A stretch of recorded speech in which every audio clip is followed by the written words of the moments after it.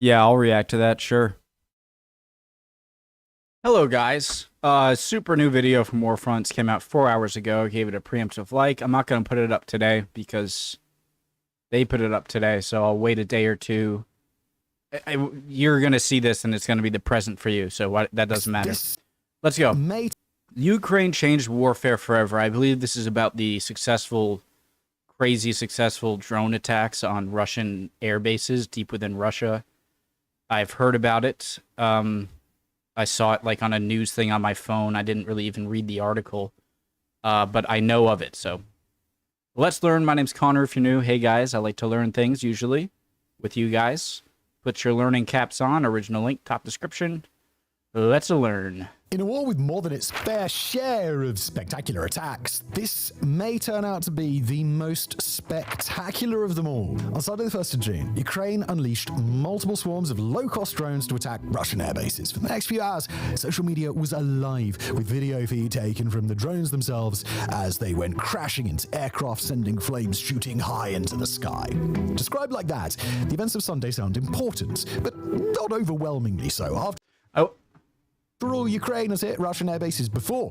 I want to know how they got the drones. I'm assuming can't fly too far, and they're going to get detected probably if they can fly that far.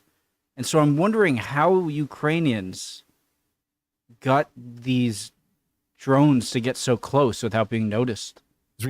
But not overwhelmingly so. After all, Ukraine has hit Russian air bases before. As recent as March, a drone swarm caused a huge explosion at Engels Air Base. But what made Sunday's operation so transformative, to the extent that we feel comfortable calling it historic, are not the broad brushstrokes of the attack. Instead, it's the specifics that make this worthy not just of a special episode on this very channel, but also of academic papers and military theory lectures for decades to come. Because while Engels Base lies over 450 kilometers from Ukraine, some of the bases hit on June the 1st lie over 4,000 kilometers away. How did you get there without going through Kazakhstan and China, or China, or I guess you don't really have to go through China, or Mongolia, or some parts? How did you get there? And nor was this a singular attack. It was a combined operation that saw 4 airfields hit simultaneously in different corners of the country.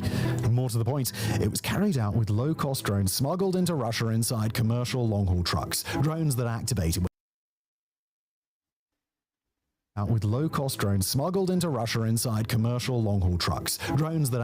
when they neared their targets and launched a surprise attack that no one could foresee. It's this detail, more than anything, that will have war planners in Washington and Beijing lying awake at night. You'd think, how would they get the trucks in there? I'm assuming to get through any roads into Russia, they're going to be insanely well guarded and checked. The now very real image of a swarm of cheap drones emerging from a hiding place near a strategic port or base before wreaking havoc. And make no mistake, what happens over the weekend to Russia could just as easily happen to China or indeed to America.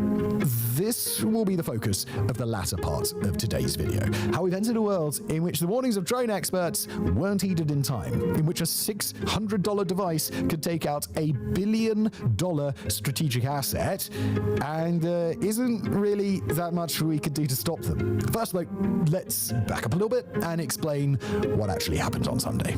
Well, the short answer is that Russia got humiliated. To quote the analyst John Helen of the Blackbird Group writing on X, it's likely that Sunday was the worst day for Russian aviation since 1941. Whoa. And that's a bold claim, but it's a claim that's likely to be borne out. Now, according to Ukraine's security service, its drones hit dozens of Russian heavy bombers across airfields in Murmansk in the Arctic, Irkutsk in Siberia, as well as Ivanovo and Ryazan in western Russia. Overall, Kiev claims 41 bombers were taken out with a combined cost of $7 billion. Now, any numbers supplied by Ukraine, obviously a little bit suspect. And we should point out that no one else seems to believe that a full third of Russia's strategic bomber fleet has been wiped out. Western intelligence officials told the New York Times that they believe up to 20 craft were destroyed or severely damaged, while Andriy Kovalenko, an official with Ukraine's National Security and Defense Council, claims it was more like 13. Now, at the time of writing, on Tuesday morning, we can't say for sure what the true total is. Open source intelligence analysts Analysts using satellite imagery have counted 6 Tu-95s taken out, with another damaged, 4 Tu-22Ms, and 1 AN-12. Although it's worth pointing out that we're still waiting on imagery from other air bases, so that total could change. Indeed, it could have changed by the time you see this video. But look, even if the final count still comes in at 12 craft destroyed... It's like the Doolittle Raid. It makes me think of the Doolittle Raid in World War II, where America had been attacked at Pearl Harbor by the Japanese. Very successful Japanese attack at Pearl Harbor.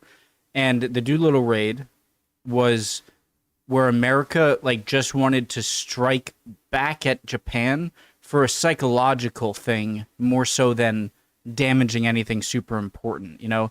And so they got their aircraft carriers as close as they possibly could to keep out of radar range, and then set off their bombers that they knew wouldn't have enough fuel to go back. And so they actually would have had to go and land somewhere in China when they hit Japan, and then keep going west into China. And it wasn't that catastrophic. It wasn't catastrophic much at all to the Japanese, but it was a psychological blow that, like, hey, we just showed you we can hit your home island, you know, in strategic places, you know. So it reminds me of that. I don't know if it's a perfect comparison. Even if the final count still comes in at 12 craft destroyed, that wouldn't change the fact that this will have a huge impact on Russia. These were not ordinary warplanes that Ukraine targeted, but strategic bombers that are in short supply. Here's how The Economist explains it. Russia has relatively small numbers of strategic bombers, probably fewer than 90 operational Tu-22, Tu-95, and newer Tu-160s in total. Many of the aircraft are old and no longer produced. The last Tu-22M3s and Tu-95s were made more than 30 years ago. End quote. In other words, they are literally irreplaceable. And even though Russia is manufacturing Tu-160s, the process is so time-consuming and expensive that Moscow can't just shrug and go, we were due for an upgrade anyway. This is an attack that is simply going to take years to recover from. As the founder of Frontelligence Insight noted on X, losing even 10 of these planes would be a serious blow. Losing 10 of these planes would be a serious blow. Now, this matters beyond the context of just the Ukraine war. These bombers aren't just designed to carry the cruise missiles raining death and destruction on Ukrainian cities. They're also intended to carry nuclear weapons, and as such, they're a part of Russia's nuclear deterrent. To quote Warzone founder Tyler Arguway writing on X, Russia just lost an unknown number of strategic aircraft that are directly tied to validity of their nuclear deterrent. The strategic nature of the effects of this attack put it into uncharted territory. Were it to turn out that Western intelligence assessments are right and 20 of these craft are out of action, it would make it extremely difficult for Russia to keep using its long-range aviation to both bomb Ukraine and keep up its nuclear deterrent patrols against Europe, America, and Japan. I mean, Russian still has a lot of ballistic missiles, silos, and submarines with nuclear weapons, right? And so I feel like that enough is going to be a deterrent. I'm not saying that that's insignificant, but does it really make... I don't know what I'm saying. Yeah. Even the loss of just 12 would result in some really tough choices. And look, as we mentioned earlier, it's not so much what happened that makes this story so important as how it went down. And it's here where things start to get really rather ingenious. Known as Operation Spiderweb, the attack took 18 months to orchestrate. Ukraine's SBU Secret Service managed to smuggle wooden cabins into Russia with drones concealed within the roofs and have them delivered to their destinations by legitimate haulage firms whose drivers were completely unaware of their role. For those into thrilling tales of special operations, the books that will one day be written on this and the legwork of setting up legitimate-seeming companies involved in building cabins is going to be pretty great. For our purposes, though, the key point is that the SBU managed to get hundreds of drones within easy distance of key Russian air bases without anybody suspecting a thing. Until the moment the cabin roofs retracted and the drones started flying, no one in any position of authority even vaguely suspected the trucks were anything other than normal traffic. And it's here that we return to our bold claim from the beginning, that this was a truly historic moment in warfare. Because if Ukraine can suddenly deploy scores of drones from a hiding place to take out vital Russian kit, then, well, so can anybody. And that is a bit of a massive problem, because it's not just Russia that leaves its extremely expensive aircraft out in the open or in hangars that haven't been hardened against attack, but also America. As a recent Hudson Institute report bemoaned, that includes on US bases at strategic locations in the Pacific, bases that would be key if conflict ever erupted with. True. This is going to make America and other militaries probably beef up the security, anti-drone barricades or security against something happening against their big planes. So yeah, I see this as hugely significant for any air power. China. Bases that would be key if conflict ever erupted with China. This is the paradigm shift that we saw on Sunday. The realization that predictions of hidden drones or missiles suddenly emerging from civilian vehicles to devastate American assets are no longer the domain of overexcited futurists, but a real and present threat. Tom Shugart of the CNAS think tank conjured this eerie scenario. We'll quote him. Imagine on game day, containers at rail yards, on Chinese-owned container ships in port or offshore, on trucks parked at random properties, spewing forth thousands of drones that sally forth and at least mission kill the crown jewels of the US Air Force. Now, to be clear, this is something that military experts have been warning us about for years. To quote Tom Shugart again, a reminder, given today's Ukrainian drone strikes, that it is becoming borderline insane that we routinely allow ships owned and operated by DoD-designated Chinese military companies to sit in our ports with thousands of containers on board and under their control. Now, what makes Operation Spiderweb truly historic is that these experts have now been proven right. This is sort of in the same way that... I'm not sure if China would out of nowhere, if they had the same capability as Ukraine, which they're definitely capable of having, but if it's like, say they're on ships owned by owned and operated by DoD assigned Chinese military companies to sit in our ports, I don't think they'd do that as like some first strike that would spark a war with the USA. But if something, they started to invade Taiwan and America started to get involved, then they could start going after, if war is already kind of starting, then could go after U.S. military assets, aircraft. Of containers on board and under their control. Now, what makes Operation Spiderweb truly historic is that these experts have now been proven right. This is sort of in the same way that forward-thinking people could see in 1914 that tanks were the future of warfare, but it took until a series of spectacular victories in the summer of 1918 for politicians and wider society to catch up. We are now seeing the eyes of the world opened to what was once a theoretical threat, and no one knows what's going to come next. That's because the means to defend against such a threat are still in their infancy. Sure, you can jam drones, but experience on the front lines of Ukraine shows that electronic warfare is a constant arms race. There's a reason why the best defense on most of the front appears to be netting.